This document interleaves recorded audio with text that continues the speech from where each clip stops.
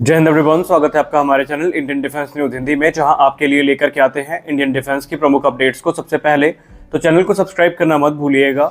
आज के इस वीडियो में हम बात करने वाले हैं गैस टरबाइन रिसर्च एस्टेब्लिशमेंट की एक नई इंजन फैसिलिटी के बारे में, जिस पर कार्य शुरू है और एक रिपोर्ट के हिसाब से ये 2025 तक कंप्लीट भी हो जाएगी। तो इस वीडियो में हम जानेंगे कि ये इंजन फैसिलिटी कैसी है, यहाँ पे कौन कौन से इंजन की टेस्टिंग और निर्माण किया जाएगा, और क्यों गैस टरबाइन रिसर्च एस्टेब्लिशमेंट को इसका काफी बेसब्री से इंतजार है, और कैसे कावेरी इंजन और स्वदेशी 130 किलोटन थ्रस्ट क्लास का जो इंजन है उसके लिए ये काफी महत्वपूर्ण होने वाली है। तो चलिए शुरू करते हैं आज का अपना ये वीडियो।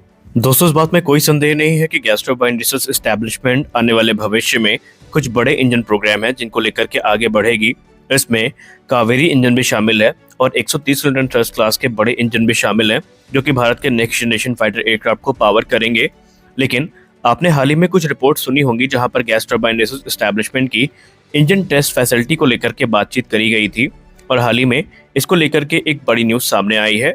कुछ सैटेलाइट इमेजेस हैं जो सामने आई है, जहां पर उन्होंने ये रिवील किया है कि न सिर्फ डीआरडीओ का जो ज्वाइंट टेस्ट इंजन फैसिलिटी है ये तैयार हो रही है, बल्कि इसमें बड़ी प्रोग्रेस भी देखी गई है।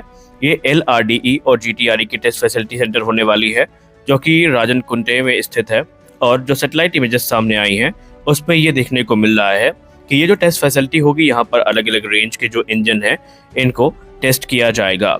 रिपोर्ट्स में ऐसा कहा जा रहा है कि इस समय युद्ध स्तर पर इस कार्य को आगे बढ़ाया जा रहा है और एक एग्रेसिव टारगेट इसके लिए सेट भी किया गया है। जो ग्राउंड वर्क है ये ऑलरेडी शुरू हो चुका है और जो निर्माण कार्य है ये पूरी रफ्तार के साथ आगे बढ़ रहा है। हालांकि अगर हम बात करें निर्माण कार्य की, तो इसकी शुरुआत हुई थी सितंबर 2023 में, और इसके लिए जो कंसल्टेंसी वर्क है ये जुलाई 2023 में शुरू हो गया था। अब अगर हम एस्टिमेटेड टाइमलाइन की बात करें तो ये कहा जा रहा है कि अक्टूबर 2025 तक जो कंस्ट्रक्शन है ये पूरा हो जाएगा, और यहाँ पर पब्लिक और प्राइवेट सेक्टर मिलकर के इंजन टेस्टिंग और इंजन निर्माण का जो कार्य है इसको आगे बढ़ाएंगे, जिससे सही मायने में इस क्षेत्र में जो आत्मनिर्भरता है ये हमें प्राप्त होगी। आपको बताते चलें कि ये जो अपकमिंग फैसिलिटी होने वाली है इसके पास इतनी कैपेबिलिटी होगी कि ये अलग अलग रेंज के जो इंजन हैं, जिनमें एक्सिसिमेट्रिक नोजल और मोर एडवांस जो थ्रस्ट वेक्टर नोजल है, इनको टेस्ट करने की कैपेबिलिटी होगी। यानी कि इस प्रकार के जो इंजन है इनकी टेस्टिंग यहाँ पर की जा सकेगी, और इसका सीधा बेनिफिट भारत के जो इंजन डेवलपमेंट प्रोग्राम है उसमें हमें देखने को मिलने वाला है। अब बहुत सारे लोग ये पूछते हैं कि भारत में इंजन जो फैसिलिटी है इसका क्या उद्देश्य है, क्यों भारत ने इतना देर कर दिया। तो हमने पहले भी कहा था कि पॉलिटिकल विल और जो जरूरी कदम है इनका अभाव था, वरना ये काम बहुत पहले ही कंप्लीट हो जाता अगर हम लोग इसको गंभीरता के साथ लेते। और अभी भी हमें एक लंबा रास्ता तय करना है, क्योंकि भले ही हमने ग्राउंड टेस्ट फैसिलिटी को विकसित कर लिया हो या कर रहे हो, हमें इस समय एक फ्लाइंग टेस्ट बेड की जरूरत है, जो कि स्वदेशी इंजन डेवलपमेंट प्रोग्राम के लिए बहुत ज्यादा इंपॉर्टेंट है।